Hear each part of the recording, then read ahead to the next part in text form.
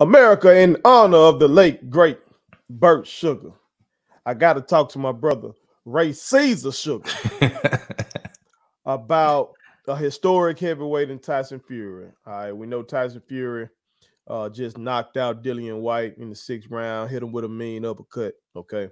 Over there in Wembley, they telling me in front of 94,000 people. That's a draw, man. That is a draw. 94,000 for what they claim is a dying sport. Stop it. Right. Okay, stop it. Yeah. You just gotta have some folks that have some guys in there that interest the people. That's right. All right. But as I alluded to, I gotta come to Caesar for the history. Okay. Because now with boxing Twitter, and y'all ought to follow boxing Twitter. Follow that subject on Twitter. You know, but boxing Twitter was alive after the fight, trying to put Tyson Fury somewhere. Where does he rank historically? You feel me? So I'm gonna pull my brother coat on it and ask him: is Tyson Fury an all-time top 10 heavyweight in your book? Man, when you say top heavyweights, you know, if you're a true boxing fan, you go back to that. When one can consider the golden age of boxing, in my personal opinion, the golden age of boxing, when you had guys like, you know, one Muhammad Ali, who was fighting Ken Norton and Joe Frazier and George Foreman, you know what I mean? And at one point, Larry Holmes. Well, all of these guys can be considered some of the greatest heavyweights to ever do it. You know what I mean? So, like, I mean, that was like 4 or 5 guys I just named right there. And then people love Mike Tyson. And then people are going to say, well, what about, you know, before Tyson Fury, you have Vladimir Klitschko. And if we go back to pre-Ali, well, man, you got a list of guys that had, you know, not just excellent records, but they had significant impact on the sport in general outside of the ring, right? So all of that goes into context when I'm talking about an all-time top 10 heavyweight. To me, a top 10 heavyweight not only has to be able to carry with these, but they got to be able to sell. They got to be able to sell. They have to be able to attract, just like you said, 90,000+ people in Wembley Stadium. I say all that to say this. To me, Tyson Fury is a top 10 all-time heavyweight. If nothing else, you know, I've heard so many conversations about Rocky Marciano being undefeated, you know, retiring undefeated. Well, besides the draw with Deontay Wilder, it's the same thing. It's literally the same thing, right?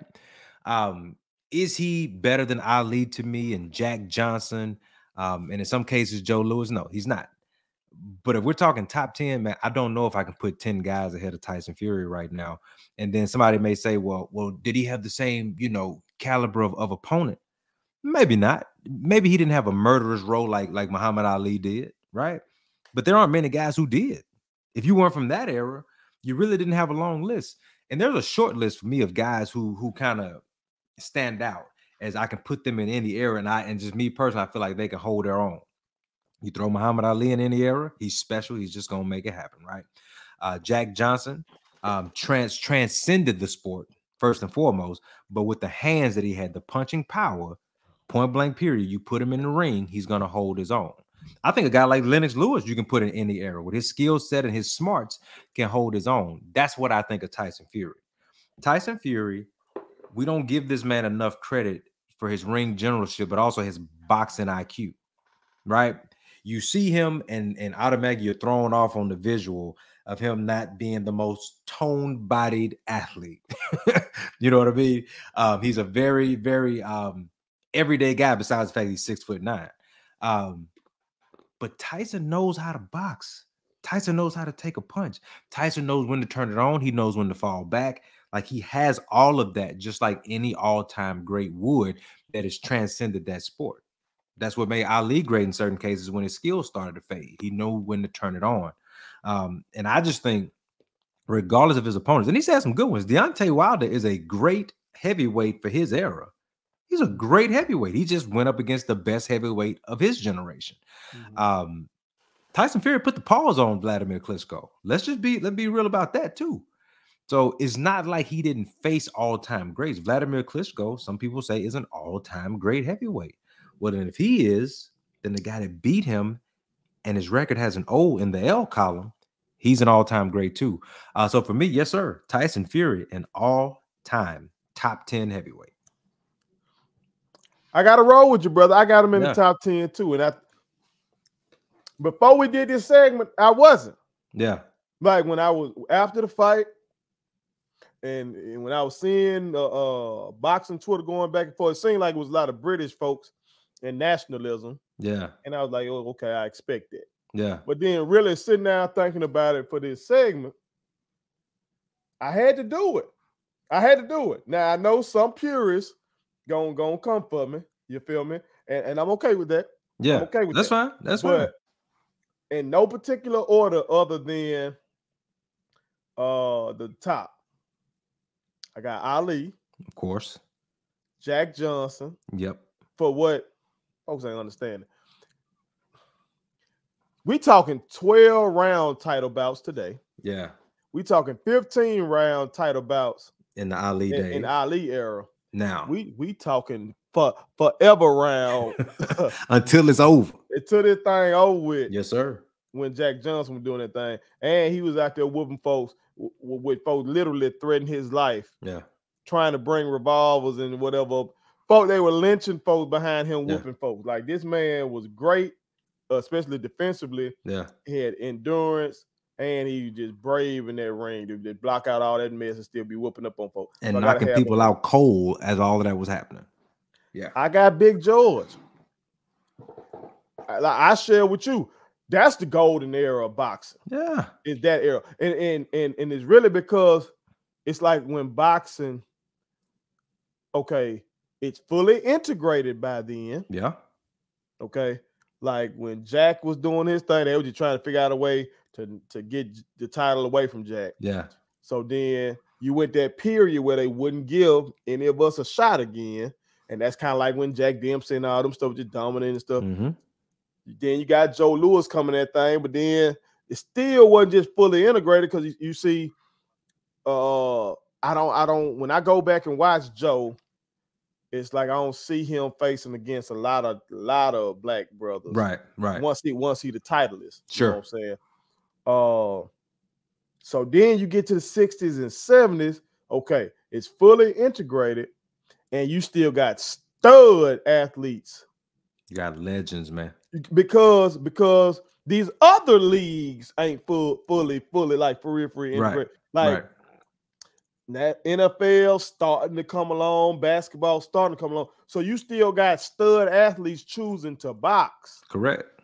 Rather than to play football and basketball. You know what I'm saying? So the level of guy you had then was crazy.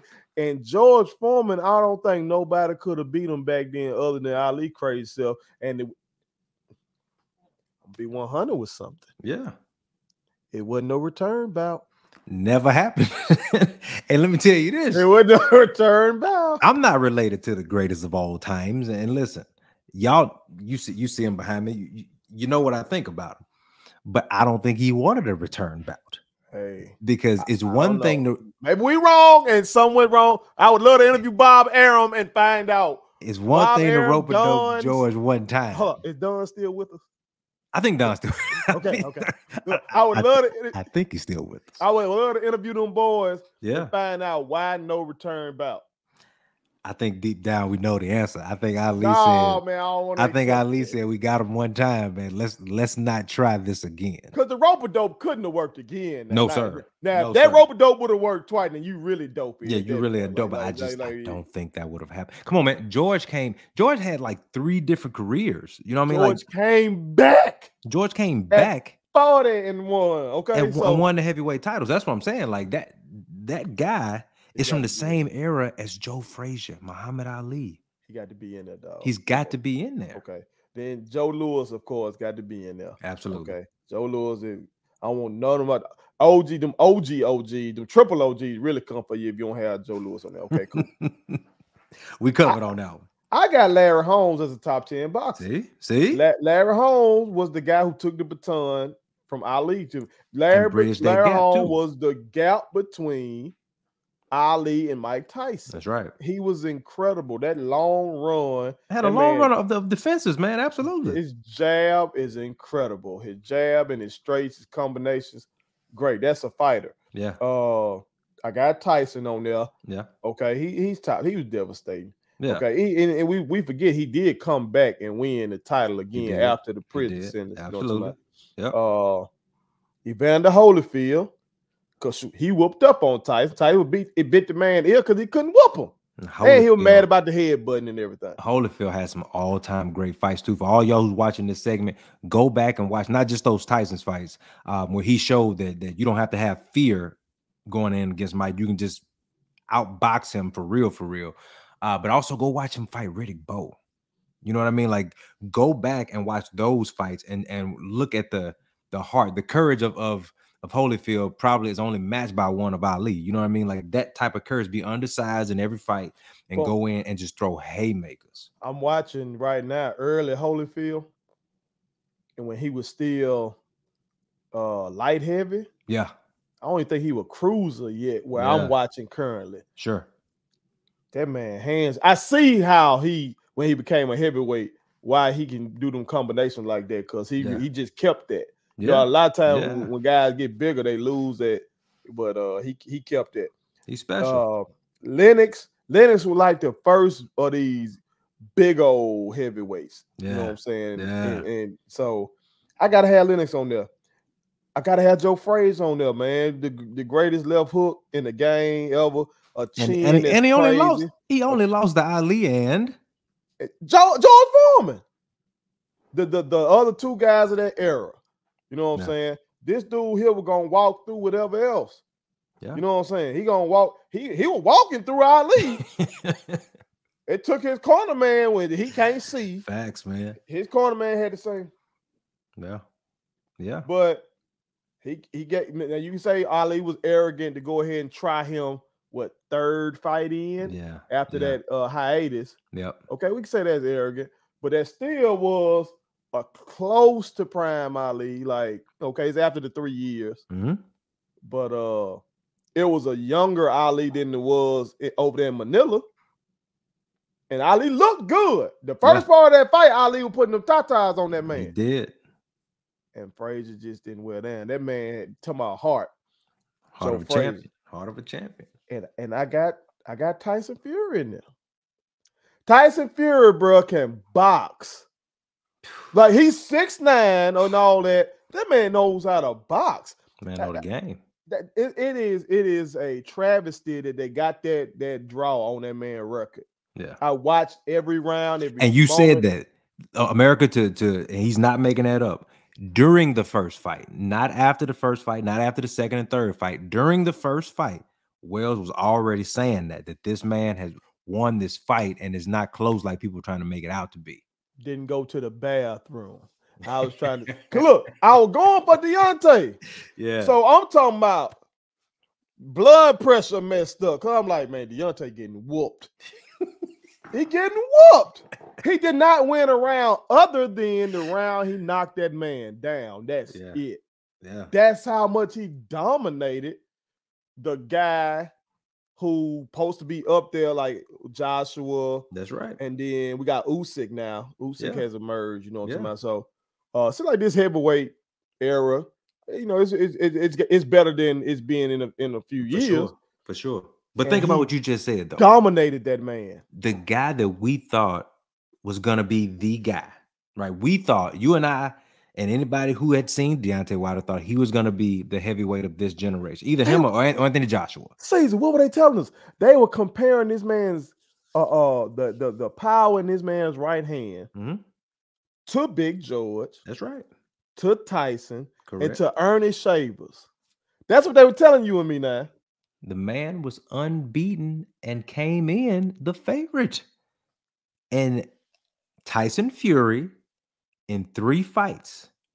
I did not say he won the first fight, but if you look back at it, Wells was right all along on this one. And even if he wasn't right on the first one, the second and third ones are clear. He dismantled Deontay Wilder. So That's what I mean by like that's how you take the next step. Because if everybody's saying that your opponent or the guy that's in your generation is the guy, and you go and break him down to the point where nobody even talks about Deontay Wilder anymore for a title opportunity. Now, let me address the elephants in the room that I know America gonna hit me with.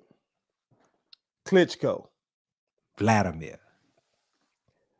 This man whooped him. Unless America is telling me I can't put Vladimir on here over Fury if Fury whooped him. Yeah, I can't do that. That's a hard ask. So if America want me to take somebody off, what you gonna tell me? You gonna go get one of these other guys? You gonna go get Joe Frazier?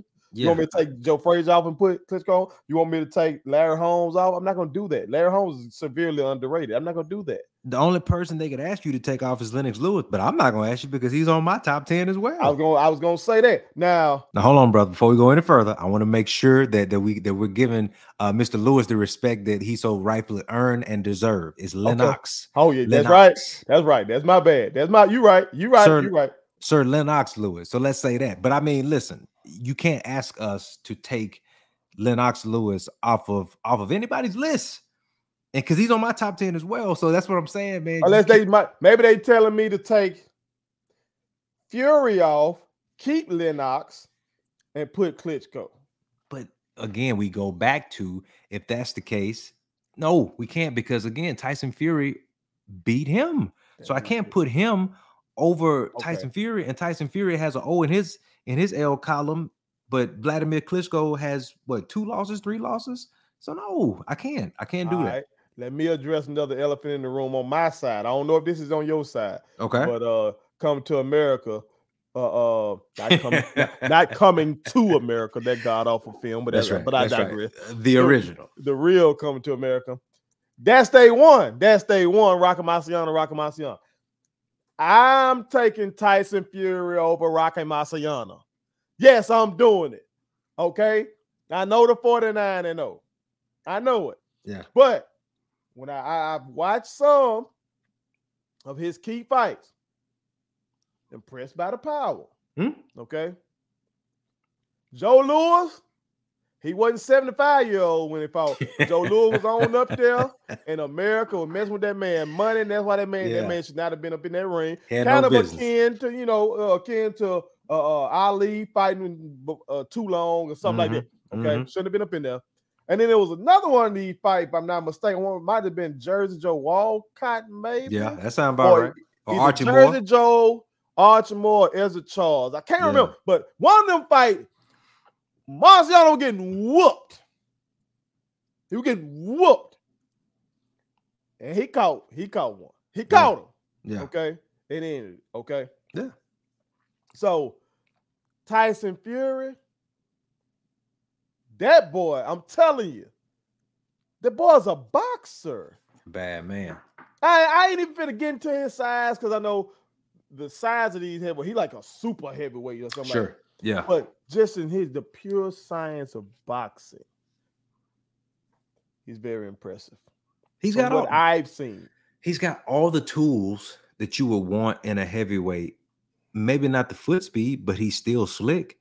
His hand speed, above average. His punching power is clearly above average because he's laying down huge heavyweights. He's laying them down, right? His chin, we've just seen that his chin is proven to be legendary. Deontay Wilder has hit guys with the same punch and their eyes rolling to the back of their head. He takes the punch, gets back up, and then deals out the punishment. Got some courage. That took some courage, man. That's huge heart, man. Yeah, it did. What you think about him saying this is his last fight? Because this is where I stand on it.